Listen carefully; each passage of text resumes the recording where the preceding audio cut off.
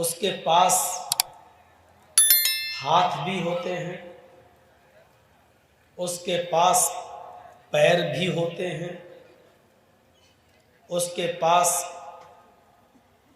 آنکھ بھی ہوتی ہے، اس کے پاس کان بھی ہوتا ہے، اس کے پاس دھڑکنے والا دل بھی ہوتا ہے، اس کے پاس دماغ بھی ہوتا ہے۔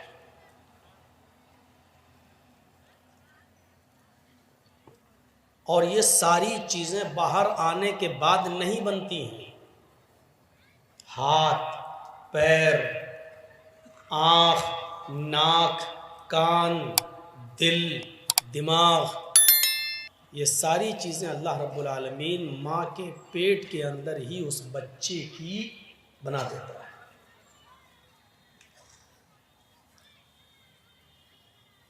بچہ جب باہر آتا ہے تو یہ جو اعضاء، جو پارٹس آف باڈی، جسم کے جو پارٹس ہیں، اس کی نشو و نما کے لیے، اس کو دھیرے دھیرے پروان چڑھانے کے لیے جن چیزوں کی ضرورت پڑتی ہے وہ ان چیزوں کو دنیا میں موجود پاتا ہے۔ یہ بہت بڑی نعمت ہے اللہ رب العالمین کی۔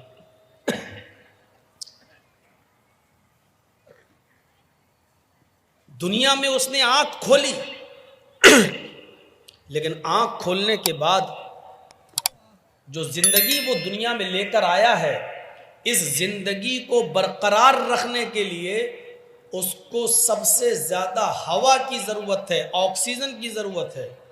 تو آپ دیکھ لیجئے، بچے کے دنیا میں آنے سے پہلے ہی اللہ رب العالمین نے اس آکسیجن کو، اس ہوا کو وافر مقدار میں پیدا کیا۔ ہم اور آپ بھی آکسیجن کے بغیر زندہ نہیں رہ سکتے۔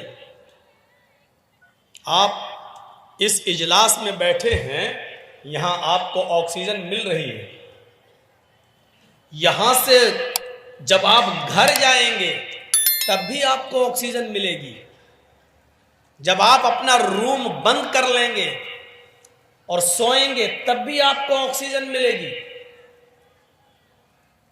اگر آپ ہوائی جہاز میں سفر کریں گے تب بھی آپ کو آکسیجن ملے گی۔ آکسیجن کے بنا آپ زندہ نہیں رہ سکتے۔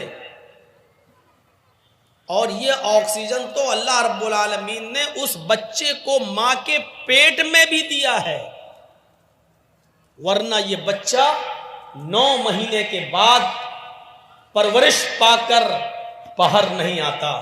اللہ رب العالمین نے اس بچے کو بھی ماں کے پیٹ کے اندر آکسیجن پہنچایا۔ ہوا وافر مقدار میں، کثیر مقدار میں اللہ رب العالمین نے پیدا کی۔ پانی دنیا میں آنے سے پہلے، آنکھ کھولنے سے پہلے پانی وافر مقدار میں۔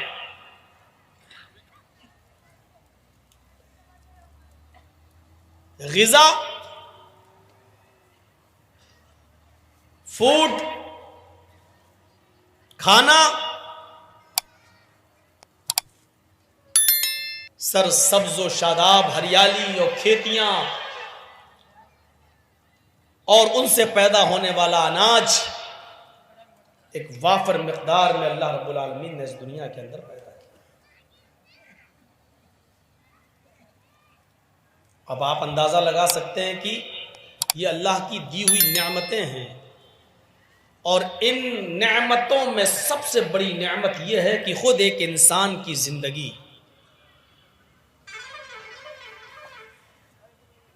ذرا سوچئے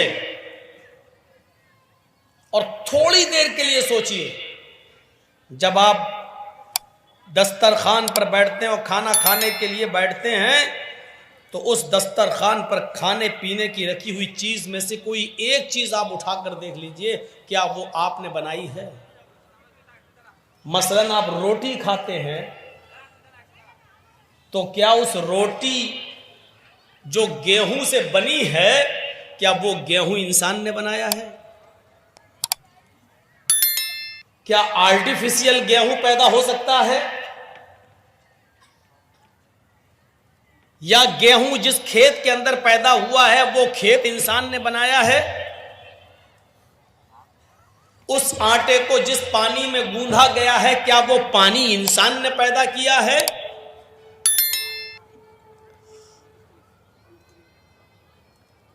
سائنس پر آپ کتنی بھی فخر کر لیں، آج کی موجودہ ٹیکنالوجی پر کتنا بھی گرو کر لیں، لیکن حقیقت یہ ہے کہ سارے سائنٹسٹ مل کر ایک گیہوں یا چاول کا دانہ اگر بنانا چاہیں تو نہیں بنا سکتے ہیں۔ یہ ہے حقیقت، یہ ہے اوریجنلٹی، یہ ہے فیکٹ، یہ ہے سچائی۔ ایک گیہوں کا دانہ اور ایک چاول بھی کوئی سائنٹسٹ نہیں بنا سکتا۔ تو انسان کو جو زندگی ملی ہے وہ سب سے بڑی نعمت ہے، لیکن اس زندگی کو گزارا کیسے جائے؟ معاف کیجئے گا، زندگی تو اللہ نے دے دی، تو اس زندگی کو گزارنے کا طریقہ بھی ہمیں اور آپ کو معلوم ہونا چاہیے۔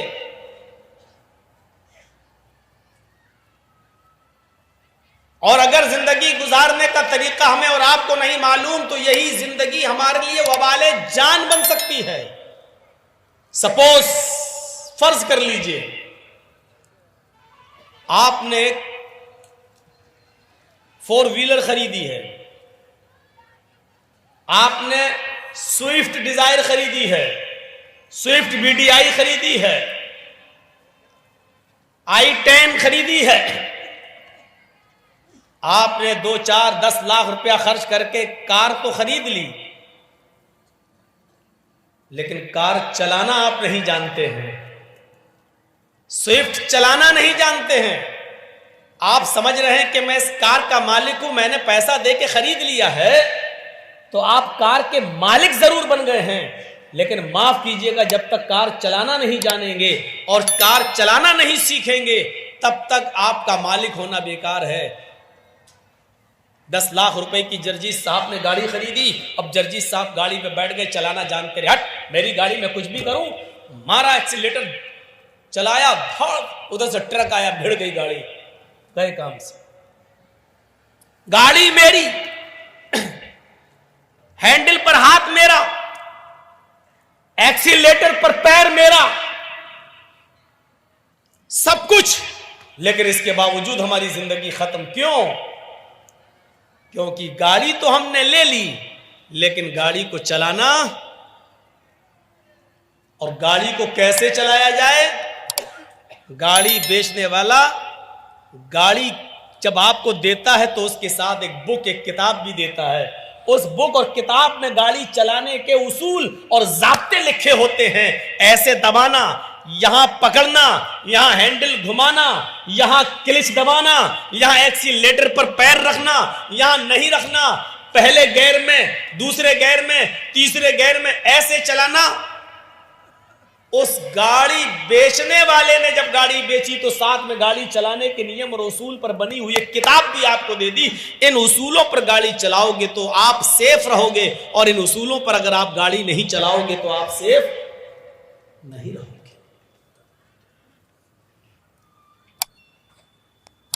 سمجھ گئے نا میں کیا بولنا چاہ رہا ہوں؟ یہی حال موٹر سائیکل کا ہے۔ چلیے ایک رائفل میں نے آپ کو دے دی، آپ نے 4 5 10 لاکھ روپے میں خرید لی، اب آپ کہیے کہ رائفل کا مالک میں ہوں، لیکن رائفل چلانا نہیں جانتے، رائفل میں بندوق، گولی، کارتوس تو بھر لیا آپ نے، لیکن چلانا نہیں جانتے۔ جو حصہ سینے پر رکھنا چاہیے، اس کو آپ نے شکار کی طرف رکھ دیا، اور جو حصہ شکار کی طرف ہونا چاہیے وہ حصہ آپ نے اپنے سینے کی طرف رکھ لیا۔ جو حصہ آپ رائفل چلاتے وقت آپ کا سینے پہ ہونا چاہیے وہ تو آپ نے شکار کی طرف کر دیا، اور جو حصہ شکار کی طرف ہونا چاہیے وہ آپ نے اپنے سینے کی طرف کر کے گھوڑی دبا دی۔ کیا ہوگا؟ شکار کے بجائے آپ ہی کی رام رام ستیہ ہو جائے گی، سینے پہ گولی اترے گی اور مر۔ رائفل آپ کی، کارتوس آپ کا، پیسہ خرچ کر کے آپ نے خریدا، لیکن وہی بندوق وہی رائفل آپ کے لیے وبال جان بن گئی۔ کیوں بنی؟ کیونکہ آپ اس کو چلانے میں ماہر نہیں ہیں۔ آپ نے رائفل بیچنے والے کے رائفل کے ساتھ جو کتاب جو بک ملی تھی اس کو آپ نے نہیں پڑھا، اس اصول اور ضابطے کو نہیں جانتے، اس لیے رائفل آپ کے لیے، آپ کی جان کے لیے خطرہ بن گئی۔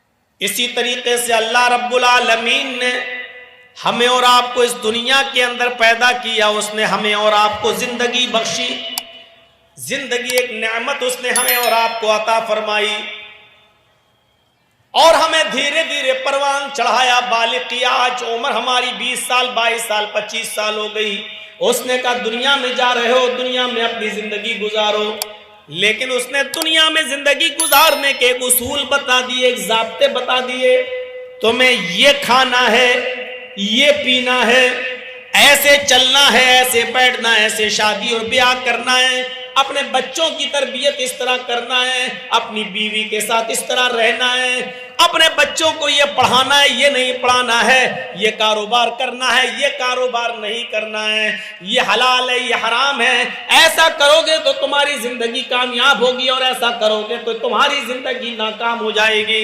اس نے زندگی گزارنے کے اصول و ضابطے اس نے ہمیں اور آپ کو دے دیے قرآن کریم کی شکل میں، اور اس زندگی کو گزارنے کے اصول و ضابطے بتانے کے لیے ایک بہترین ٹیچر اس نے ہمیں اور آپ کو دیا، جناب محمد رسول اللہ صلی اللہ علیہ وسلم کی شکل میں۔ اب اس ٹیچر کے مطابق، اس ٹیچر کے بتائے ہوئے طریقے کے مطابق اگر آپ پڑھو گے اور سیکھو گے تو اپنی زندگی کو کامیاب بناؤ گے۔ هو الذی بعث فی الامیین رسولا منہم یتلو علیہم آیاتہ ویزکیہم ویعلمہم الکتاب والحکمہ۔ اللہ تو وہ ہے کہ جس نے تمہیں عطا فرمایا، بعث فی الامیین رسولا منہم، امیوں کے اندر سے ایک رسول انہی میں سے نکال کر تمہارے اندر بھیجا، اس نے تمہیں ایک نبی دیا۔ وہ نبی کیا کرتا ہے؟ یتلو علیہم آیاتی، قرآن کی تلاوت کرتا ہے، ویزکیہم، اور ان کو گناہوں کی دلدل سے پاک و صاف کرتا ہے، نکالتا ہے، ویعلمہم الکتاب والحکمہ، اور قرآن و حدیث کا درس دیتا ہے، قرآن و حدیث سکھلاتا ہے۔ یہ زندگی اس نے دی ہے تو زندگی گزارنے کے طریقے بھی بتائے ہیں، اور زندگی گزارنے کے اصول بھی سکھائے ہیں، اور وہ کتاب ہے قرآن، اور وہ معلم ہے، وہ ٹیچر ہے محمد رسول اللہ۔ اب ہر آدمی غور کرے، اگر اس نے زندگی جو ہماری اور آپ کی ہے، اگر اس زندگی کو زندگی دینے والے کے اصول پر اور اس کے بتائے ہوئے طریقے پر اگر ہم گزار رہے ہیں تب تو ہماری زندگی کامیاب ہے، اور اگر ہم نے اس کے بتائے ہوئے اصول پر اگر ہم نے زندگی نہیں گزاری تو جس طریقے سے بندوق ہماری ہونے کے باوجود ہماری جان جا سکتی ہے، سوئفٹ اور فارچونر گاڑی ہماری ہونے کے باوجود چلانا نہیں جانتے، ہمارے لیے وبال جان بن سکتی ہے، اسی طریقے سے اگر ہم نے سکھانے والے رب العالمین کی مرضی کے مطابق اگر زندگی نہیں گزاری تو یہی زندگی ہمارے لیے باعث عذاب جہنم بن سکتی ہے، ہمارے لیے گناہ بن سکتی ہے، ہمارے لیے مصیبت بن سکتی ہے۔ اب آپ سمجھ گئے ہوں گے اس مثال سے بہت اچھی طریقے سے، زندگی ایک نعمت ہے، لیکن اس زندگی کو گزارنا بھی ہمیں اسی طریقے پر، اپنے طریقے پر نہیں، اپنے منمانے طریقے پر نہیں۔ اب جلسہ ہے، اجلاس ہے، اس کا ایک طریقہ بتایا ہے اللہ کے نبی صلی اللہ علیہ وسلم نے، اور صحابہ کا معمول یہ تھا کہ جب نبی اکرم صلی اللہ علیہ وسلم کوئی دینی بات بتایا کرتے تھے تو صحابہ کرام اپنے سروں پر بیٹھی ہوئی مکھی بھی نہیں اڑایا کرتے تھے. یہ اس ٹیچر نے ہمیں بتایا ہے. آپ چھوٹے چھوٹے بچوں کو دیکھیں گے جو نرسری اور ایل کے جی اور یو کے جی میں پڑھتے ہیں, اسکول میں جاتے ہیں, ان کو بھی کلاس میں ہر وقت کھانے اور پینے کی اجازت نہیں دی جاتی ہے, بلکہ 1.5-2 گھنٹہ پڑھنے کے بعد بریک لنچ ہوتا, بریک فاسٹ لنچ, اس میں ان سے کہا جاتا بچوں اب اپنا ٹفن کھولو اور کھاؤ. ان بچوں کے لیے بھی اسکول کا مینجمنٹ اور اسکول کا ڈپارٹمنٹ ان چھوٹے چھوٹے بچوں کو بھی ہر وقت کھانے اور پینے کی اجازت نہیں دیتا. یہ اتنے بڑے بڑے اونٹ یہاں آئے ہوئے ہیں, جلسے میں بیٹھے ہیں, یہیں پر مونگ پھلی بھی چبا رہے ہیں, یہیں پر چنے بھی چبا رہے ہیں. یہ ہے جلسوں کا مزاج, یہ ہے اس معلم انسانیت کی دی ہوئی ٹریننگ کا ایک حصہ جو اتنے بڑے بڑے ساڑھ جلسے میں بیٹھے ہوئے ہیں. ان کو اتنی تمیز نہیں کہ قرآن و حدیث جہاں سنایا جا رہا ہے وہاں کیا کھانا چاہیے, کب کھانا چاہیے اور کب نہیں کھانا چاہیے, یہ سب سننا پڑے گا تمہیں. اور ہمت تو دیکھو کہ میرے سامنے کھا رہے ہیں, میرے سامنے منہ چل رہے ہیں, میرے سامنے زبانیں چل رہی ہیں. ان چھوٹے چھوٹے بچوں کو معمولی اسکول کا مینجمنٹ 4 سال اور 3 سال کے بچے کو بھی ہر وقت کھانے کی اجازت نہیں دیتا. کیوں؟ ان کو اصول سکھایا جاتا ہے, شروع سے ٹریننگ دی جاتی ہے. یہ 25-50 سال کے بڈھے بھی اپنا منہ چبا رہے ہیں. یہ ہے ٹریننگ یہاں کی, یہ سیکھا ہے ہم نے اتنی عمر میں. 20 سال سے تو مولانا جرجیز تقریریں کر رہے ہیں. جرجیز صاحب کی تقریروں کا یہ اثر ہوا ہے, یہ سیکھ پائی ہے آج ہماری قوم, یہ سیکھ پائی ہے آج ہماری برادری, یہ سیکھ پایا ہے آج ہمارا اسلامی مینجمنٹ. آپ اندازہ لگا سکتے ہیں. اب تھوڑی دیر کے بعد اٹھیں گے, کسی کو پیشاب لگے گا, کوئی آگے بیٹھے گا تو ڈسٹرب کر کے اٹھے گا. ایک چھوٹا سا بچہ بھی اگر جاتا ہے تو ایک انگلی سے اشارہ کرتا ہے, میم واش روم. تمیز دیکھیے. میں جانتا ہوں کہ میں تقریر کر رہا ہوں, آپ مجھ سے نہیں کہہ سکتے ایک انگلی 2 انگلی, لیکن وہ بچہ ہے جو برداشت نہیں کر سکتا, اس لیے اس کو ٹیچر اجازت دیتی ہے کہ جاؤ بیٹا. لیکن وہی بچہ جب 8 اور 10 سال کا ہوتا ہے, 15 سال کا ہوتا ہے تو اس کو اجازت نہیں ملتی. گھنٹی بیل پوری ہو, یہ ٹیچر جب پڑھا کر اپنی گھنٹی ختم کرے اس کے بعد آپ جانا, اس بچے کو روکنا پڑتا ہے. لیکن یہاں کوئی سسٹم نہیں ہے, آئے بیٹھے, جب دل چاہا اٹھے اور چلے گئے, اور جب مرضی آئی آئے اور جب مرضی چاہیے ہم چلے گئے. یہ دین جو ہمارے لیے سب کچھ سکھاتا تھا لیکن آج ہم اتنا بھی نہیں سیکھ پائے, یہ ہے جلسوں کے اصول اور جلسوں کے ضابطے. ہمارے نبی فرماتے ہیں اگر جمعے کے خطبے میں کوئی آدمی دوران خطبہ مسجد کے اندر اگر کوئی آدمی بول رہا ہو اور اپنی زبان چلا رہا ہو, کسی سے بات کر رہا ہو, اور آپ دیکھ رہے ہیں کہ یہ آدمی بول رہا ہے, تو اس کے باوجود آپ اس سے یہ نہیں کہہ سکتے ہو چپ. دیکھ رہے ہیں آپ, مثلا یہ شخص بیٹھا اور بول رہا ہے اور ہم دیکھ رہے ہیں, اور ادھر مولانا خطبہ دے رہے ہیں اور ہم دیکھ رہے ہیں یہ بول رہا ہے, تو ہم اس کو یہ نہیں کہہ سکتے چپ. کیوں؟ کیونکہ وہ بھی بول رہا ہے, ہم بھی بول رہے ہیں چپ, تو اور شور ہوگا. پھر ہمیں دیکھ کر تیسرا بولے گا, اور شور ہوگا.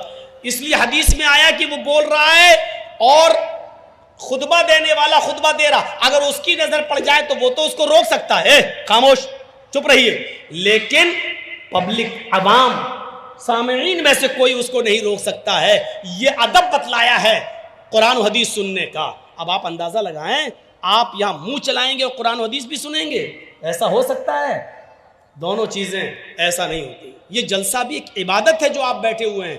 جس طریقے سے اللہ اکبر کہنے کے بعد آپ نماز پڑھ رہے ہیں, اب آپ ایک ٹافی نکالیے جیب سے کھائیے, الحمدللہ رب العالمین الرحمن الرحیم مالک یوم الدین. کیا حرج ہے بھائی, ٹافی بھی حلال ہے, نماز بھی پڑھتے جائیے اور کھاتے جائیے. نہیں کھا سکتے نا, کیونکہ تکبیر تحریمہ کہہ دی گئی ہے. تحریمہ کا مطلب کیا ہے؟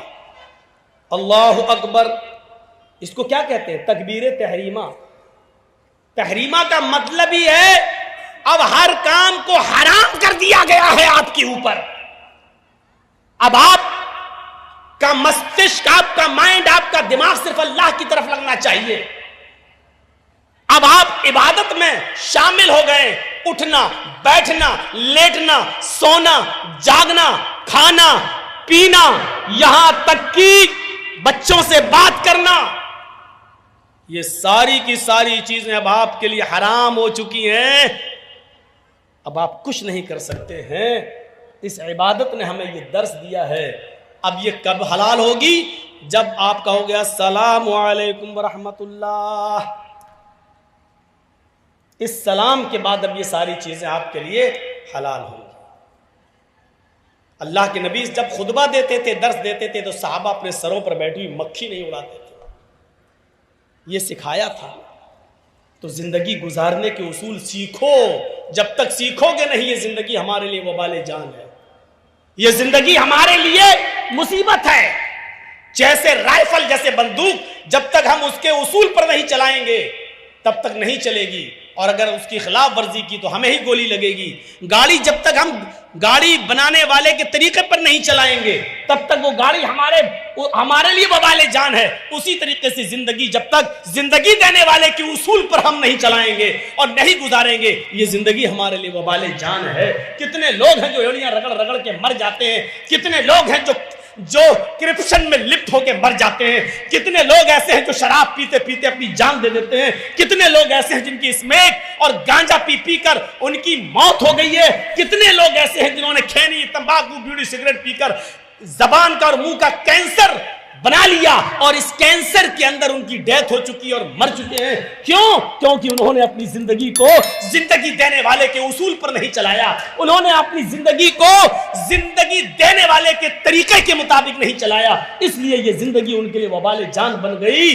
اب قبر میں گئے تو حساب و کتاب، برے آدمی نکلے تو روح سجین کے اندر جو 7ویں زمین کے نیچے ٹھکانا ہے، اور پھر قبر کے اندر قبر کا دبوچنا، قبر کے اندر قبر کا دبانا، میرے بھائیوں، اور قیامت تک اس کو یہی سزا دیا جانا، اور پھر قیامت کے دن حساب و کتاب ہونا، اور پھر حساب و کتاب کے بعد جہنم میں ڈھکیل دیا جانا اور پھینک دیا جانا۔ یہ تصور کرو، یہ بہت آسان ہے جس زندگی میں ہم رہ رہے ہیں، لیکن اس زندگی کے بارے میں سوچو جو مرنے کے بعد شروع ہوگی۔ اس زندگی کے بارے میں ذرا سوچو جو مرنے کے بعد شروع ہوگی۔ اسی لیے میں نے قرآن کریم کی 3 آیتیں پڑھی ہیں، آج ہم شروعات کر رہے ہیں آپ کے ساتھ۔ سورہ فاتحہ کی 3 آیتیں ہی پڑھی ہیں، شاید میں چل پاؤں کہ نہ چل پاؤں ان 3 آیتوں تک۔ پہلی آیت دیکھیے آپ، اس زندگی دینے والے رب کی طرف سے جو پہلی آیت سورہ فاتحہ کی بسم اللہ الرحمن الرحیم کے بعد جو شروع ہوتی ہے قرآن کی، وہ یہاں سے شروع ہوتی ہے الحمدللہ رب العالمین۔ پہلے اس لفظ کے اوپر غور کیجئے، رب العالمین، زندگی دینے والا کہتا ہے کہ زندگی ہم نے دے دی ہے، اس زندگی کی پرورش بھی ہم کرتے ہیں۔ تمام تعریفیں اس اللہ کی بیان کرو جو دونوں زندگی کافر کو بھی دی، زندگی غیر مسلموں کو بھی دی، زندگی یہود و نصارہ کو بھی دی، اور زندگی جانوروں کو بھی دی، زندگی بچوں کو بھی دی، زندگی دوست کو بھی دی اور زندگی دشمن کو بھی دی، زندگی اپنے اوپر ایمان لانے والوں کو بھی دی اور زندگی اپنے اوپر ایمان نہ لانے والوں کو بھی دی۔ دی یا نہیں دی؟ دیکھ لیجیے آپ۔ کیا تم تعریف کرو گے؟ مولانا جرجیس بہت اچھا بولتے، مولانا فلاں بہت اچھا بولتے، ارے ان کی تقریر۔ آپ لوگ تو جلسہ سننے نہیں، نمبر دینے آتے ہیں۔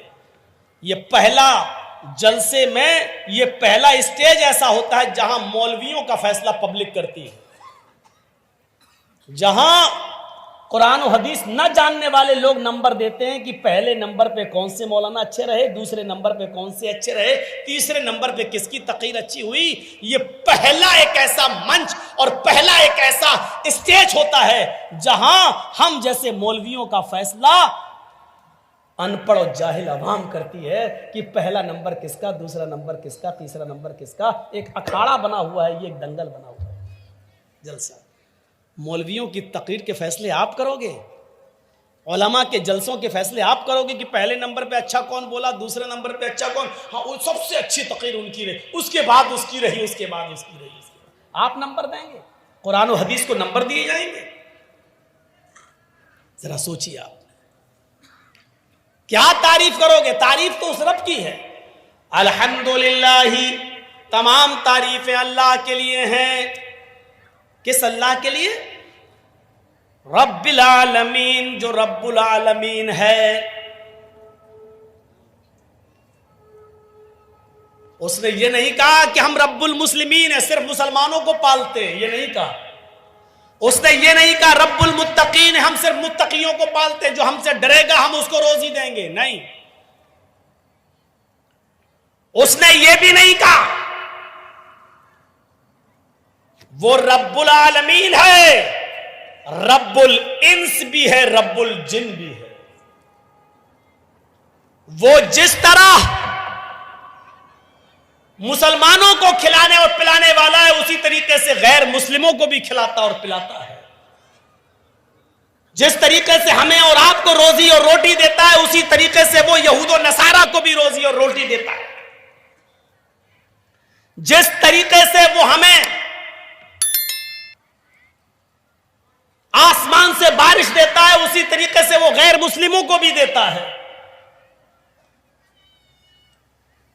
وہ رب الانس بھی ہے، وہ رب الجن بھی ہے، وہ رب الجمادات بھی ہے. یہ پیڑ پودے، ان کو بھی دھیرے دھیرے بڑا کرتا ہے، ان کو بھی پالتا ہے وہ. ورنہ آپ نے تو ایک دانہ زمین میں ڈالا تھا بس، اور کیا کیا تھا؟ صرف اس دانے کو ڈالنے کے بعد آپ تو الگ ہٹ گئے. اس آم کی گٹھلی کو، اس آم کے بیج کو آم کے پھلوں تک پہنچانے والا، اور اس آم کے پیڑ کی بھی نشو نما کرنے والا، اور اس آم کے گٹھلی اور بیج کو بھی آم کا درخت بنانے والا وہی رب العالمین تو ہے. اس لیے وہ رب الجمادات بھی ہے، رب النباتات بھی، رب نباتات بھی ہے. وہ اناج کو بھی پیدا کرتا ہے، پیڑوں پودوں کو بھی پروان چڑھاتا ہے. وہ رب جمادات بھی ہے. جمادات کا مطلب ایک چھوٹے سے ٹیلے کو پہاڑ بنانے والا بھی وہی ہے. ان کی بھی وہ پرورش کر رہا ہے. اگر زمین سے کوئلہ نہ نکلے، زمین سے پیٹرول نہ نکلے، زمین سے خزانے نہ نکلیں، تو آپ بتائیے کیا کریں گے؟ صرف ایک چیز سوچ لو، اگر اللہ نے زمین نہ بنائی ہوتی، مجھے بتاؤ کہ ہم آج کہاں ہوتے؟ کیا حیثیت تھی ہماری؟ صرف رب کی ایک نعمت پر غور کر لو. ساری نعمتیں ایک طرف رکھ دو، ساری نعمتیں ایک طرف رکھ دو، جبکہ اللہ کی نعمتیں اتنی ہے کہ تم گن نہیں پاؤ گے. ان تعدوا نعمت اللہ لا تحصوها. میرے بندوں، میری نعمتوں کو، میری کرپاؤں کو، میرے انعامات کو، میرے تحائف کو، میرے گفٹس کو اگر تم گننا چاہو تو گن نہیں سکتے. ان تعدوا نعمت اللہ، اگر تم اللہ کی نعمتوں کو یاد کرنا چاہو، اللہ کی نعمتوں کو گننا چاہو، لا تحصوها، تو تمہارے ہاتھ میں اتنی طاقت نہیں کہ ان کو لکھ سکو. تمہارے دماغ میں ایسا کمپیوٹر فٹ نہیں ہے جو ان کو گن سکو. اللہ کی نعمتیں اتنی زیادہ ہیں کہ تم ان کو گن نہیں سکتے، شمار نہیں کر سکتے. اتنی زیادہ نعمتیں، ان تمام نعمتوں کو ایک طرف رکھ دو. صرف ایک نعمت زمین کو لے لو. ذرا سوچو کہ اگر اللہ نے زمین نہ بنائی ہوتی تو کیا ہوتا؟ زمین نہ ہوتی تو آج مولانا جرجیز کا اسٹیج کہاں لگتا؟ زمین نہ ہوتی تو آپ کہاں بیٹھتے؟ زمین نہ ہوتی تو اناج، وہ گلہ جو ہم اور آپ کھاتے اور پیتے ہیں، وہ کہاں پیدا ہوتا؟ زمین نہ ہوتی تو پینے کا پانی پھر آپ کو کس کنویں سے اور کس ہینڈ پائپ سے ملتا؟ زمین نہ ہوتی تو ہماری فیکٹریاں کہاں ہوتی؟ زمین نہ ہوتی تو سفر کرنے کے لیے پھر بس اسٹاپ کہاں ہوتے؟ ریلوے اسٹیشنز کہاں ہوتی؟ ایئرپورٹ کہاں ہوتے؟ زمین نہ ہوتی تو الغرض آپ کے بزنس اور آپ کے تجارات اور ان تمام تجارات کرنے کے آفس آپ کے کہاں ہوتے؟ یہ الگ بات ہے کہ اللہ نے اتنی بڑی نعمت ہمیں زمین کی شکل میں دی، اب اس زمین کی چھاتی پر آپ ایک کرسی اور ٹیبل لگا کر لاٹری کے ٹکٹ بھی بیچ رہے ہو۔ آپ اس زمین پر جو اللہ کی نعمت ہے، آپ اس زمین پر افیم کی اور اس میں کی کھیتی بھی کر رہے ہو۔ اس زمین کے اوپر آپ چرس اور گانجا بھی بو رہے ہو، آپ براؤن شوگر کی کھیتی بھی کر رہے ہو۔ اس زمین کے اوپر شراب کے اڈے بھی آپ کھول رہے ہو۔ جو اللہ اس زمین کو ہموار کر سکتا ہے، ہمارے فائدے کے لیے بنا سکتا ہے، اس زمین کی چھاتی پر یہ گناہوں کے اڈے کھولنے والوں، تمہارے کاروبار کو قارون کے خزانے کی طرح اور قارون کے ساتھ قارون کی طرح تمہیں بھی دھسانے پر وہ قادر ہے، جس طرح قارون کو اس کے خزانے کے ساتھ زمین کے اندر دھسا دیا۔ ذرا شراب کے اڈے کھولتے ہوئے، لاٹریوں کی ٹکٹ بیچتے ہوئے، حرام کاروبار کے لیے افیم اور چرس کی کھیتی کرنے سے پہلے ذرا سوچو کہ اللہ رب العالمین کا ایک حکم ہوا، زمین اگر پھٹ گئی یا زلزلہ آ گیا تو ہماری حیثیت کیا ہے، ہم کہاں ہوں گے؟ کبھی آپ نے سوچا ہے جو اتنی بڑی نعمت دے سکتا ہے وہ اس نعمت پر قادر بھی ہے، وہ اس زمین کے سینے کو پھاڑ کر ہمیں قارون اور اس کے خزانے کی طرح ہمیں دھسانے پر بھی قادر ہے؟ کبھی سوچا ہے ہم نے؟ اس لیے ہمیشہ یاد رکھو، اللہ نے جب اگر یہ نعمت دی ہے تو اس نعمت کا استعمال بھی ویسے ہی کرو جیسے اس نے بتایا ہے۔ ایسا ہو سکتا ہے میاں اور بیوی ملے، حمل ٹھہرا، پانی کے اس قطرے سے پھر علقہ بنا، پھر مضغہ بنا، جمع ہوا خون بنا، پھر گوشت کا لوتھڑا بنا، پھر گوشت کے لوتھڑے میں ہڈی بنی، پھر ان ہڈیوں کے اندر گوشت ڈالا گیا، پھر انگلیاں بنی، پور بنے، تھڑکنے والا دل بنا، گھٹنا بنائے، پنجے بنے، انگلیاں بنی، ناخون بنے،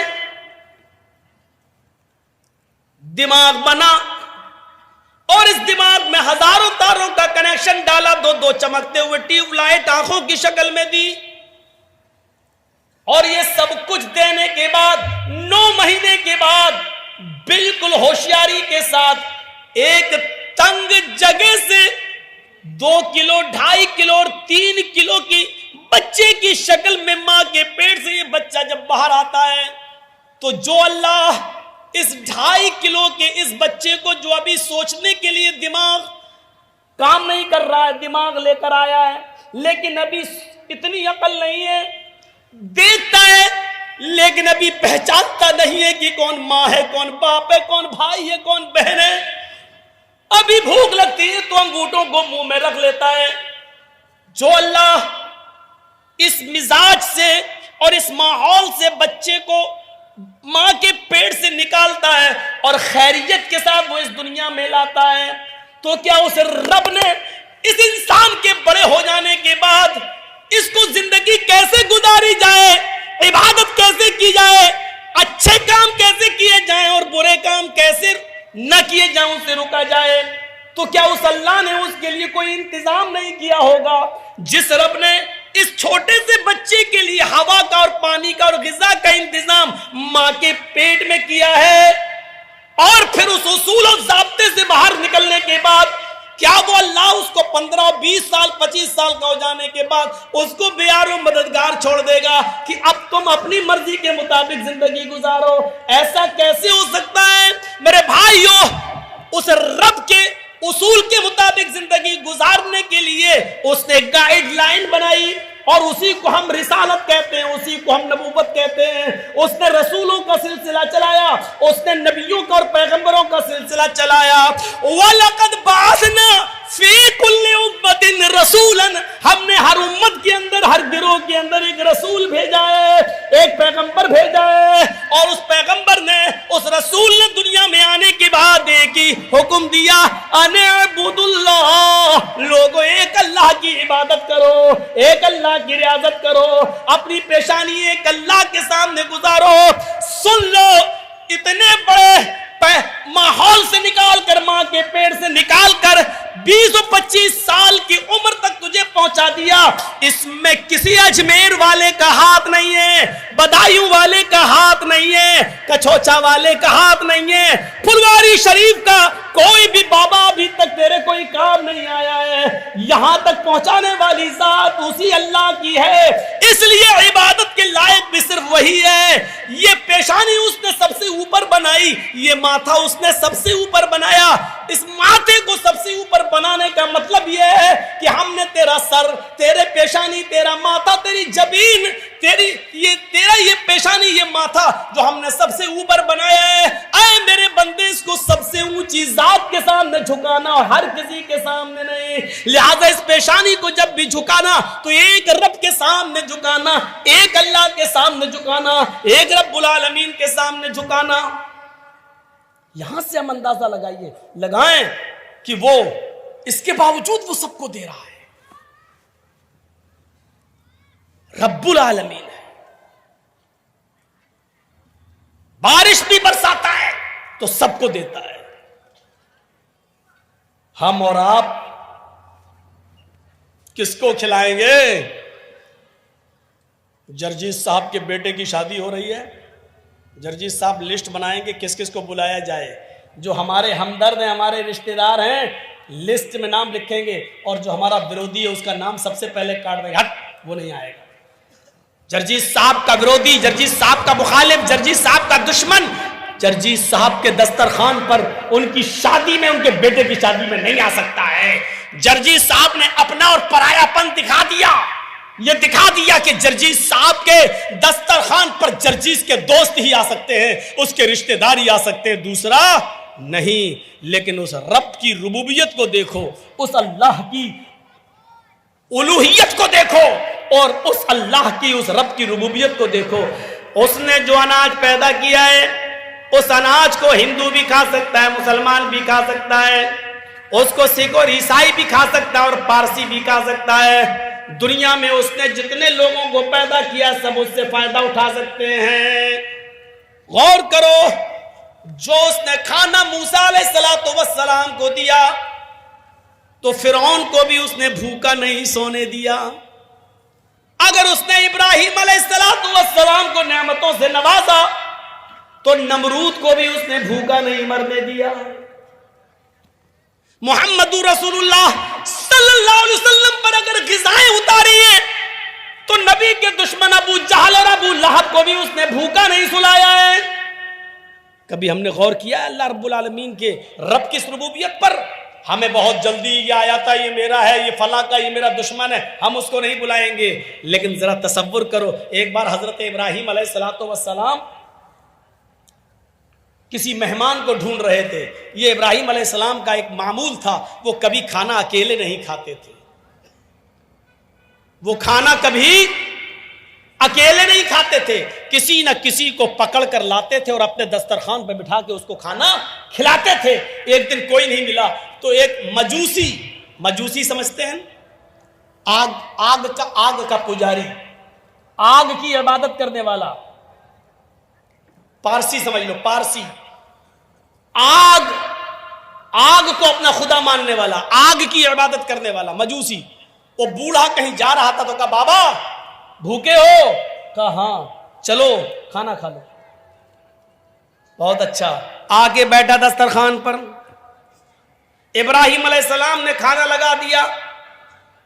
उस बूढ़े ने जैसी खाने का लुकमा उठाया और मुंह तक ले जाना चाहा, उसने नाम लिया बिस्मिल्लाह, शुरू करता हूं आग के नाम से। आग ही को वो अपना रब मानता था, आग को ही वो अपना माबूद समझता था। तो उसने क्या कहा? बिस्मिल्लाह, मैं शुरू करता हूं आग के नाम से। इब्राहिम अलैहिस्सलाम ने हाथ पकड़ा, ए बुढ़े रख खाना रख। उसने रख दिया। क्या हुआ? कहा कि बिस्मिल्लाह बोलो, कहो कि शुरू करता हूं अल्लाह के नाम से। बुढ़ा बोला भैया मैं ये तो नहीं बोलूंगा, मेरा खुदा तो आग है, मैं तो आग के ही नाम से खाऊंगा।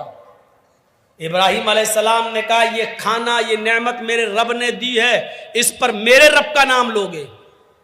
اس نے کہا ابراہیم بھوکا مر جانا گوارا ہے، تیرے رب کا نام لینا گوارا نہیں۔ ابراہیم علیہ السلام نے کہا اٹھ بھاگ، چلا گیا بڈھا، نہیں کھلایا۔ ابھی وہ 100 150 یا مشکل سے 200 قدم گیا ہوگا، اللہ نے جبرائیل کو بھیجا اور کہا جبرائیل ابراہیم سے کہو اس بڈھے کو بلا کر لاؤ اور دسترخوان پہ کھانا کھلاؤ، کھانا رب نے دیا ہے تم نے نہیں۔ ابراہیم علیہ السلام نے اس بوڑھے کو بلایا اور پکڑ کر لائے، آئے بزرگ ادھر آؤ، چلو کھانا کھا لو۔ اس نے کہا ابراہیم ابھی تو آپ نے بری طرح بھگایا اور آپ کہتے ہو کھا لو۔ فرمایا ہاں چلو کھا لو۔ دسترخوان پر بٹھایا، کہا دیکھو میں اپنے رب کا ہی نام لوں گا، بسم اللہ۔ فرمایا بابا تمہیں جس کا نام لینا ہو اس کا نام لے لو، لیکن کھانا کھا لو۔ کہا ابراہیم اتنا کیسے بدل گئے ہو؟ فرمایا جب تم دسترخوان سے اٹھ کر گئے، 200 قدم دور پہنچ گئے، میرے رب نے جبرائیل کو بھیج دیا، ایک فرشتے کو بھیجا، اور اس فرشتے نے آ کر مجھ سے کہا اے ابراہیم اس بوڑھے کی عمر تو 90 سال ہے، تم بتاؤ تمہاری عمر کتنی ہے؟ اس بوڑھے نے کہا 90 ہی سال ہے۔ کہا یہ ابھی میرے رب نے بتایا ہے، جبرائیل نے بتایا کہ اس بوڑھے کی عمر 90 سال ہے۔ 90 سال کی پوری زندگی اس نے کبھی میرا نام نہیں لیا۔ اے ابراہیم اس کے باوجود میں اس کو کھلاتا رہا، وہ تیرے دسترخوان پر ایک بار میرا نام نہیں لیا، تو نے اس کو بھگا دیا۔ یہ رب کی رحمت کو گوارا نہیں، یہ اس اللہ کی رحمت کو گوارا نہیں کہ کوئی بھوکا دسترخوان سے اٹھ جائے۔ اے بابا تم نے 90 سال سے میرے رب کا نام نہیں لیا، لیکن پھر بھی اس نے تمہیں کھلایا، آج بھی اس نے دسترخوان سے بھوکا اٹھ جانا اس کو گوارا نہیں ہوا۔ اس نے مجھے بولا کہ بلا کر لاؤ اور کھلاؤ۔ اس بوڑھے کے آنکھوں میں آنسو آ گئے اور روتے ہوئے کہنے لگا اے ابراہیم اپنا ہاتھ بڑھاؤ، پہلے میرا رشتہ اس رب سے جوڑ دو جو اتنا مہربان ہے، جو 90 سال تک مجھے جس کا نام نہیں لیا پھر بھی کھلاتا اور پلاتا